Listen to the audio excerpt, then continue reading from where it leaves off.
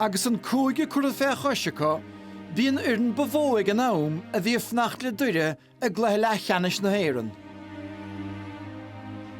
The game against Dublin is probably one of the greatest games I've ever been involved in. The crowd is the one thing that I remember most. The atmosphere was relentless, the noise. It's one of the few games that I've ever heard the crowd in my life and remembered for that. We were well behind in the first half, but we had the breeze in the second. We went in at half-time. Mickey Moran made a superb speech at half-time.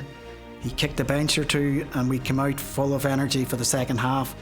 Agus an cluiche dúirt chun Derry, bhí na fórn chó scór. Derry, I suppose, had encouraged the half-backs to attack that year. Gary had already scored a point. Gary Coleman and Henry Downey, believe it or not, with his feet, had scored 2 points as well. So I suppose I felt I'd need to get in the act, or Eamon might have a word with me. The point itself, the ball went around for a long time before it found me in the right corner. Dermot McNichol gave me a superb pass and it beat me over the top of my head and I won the ball, and first thoughts I had was I can get onto my left here. McGurk, McNichol calling for it. That's McGurk and he's put it over the bar.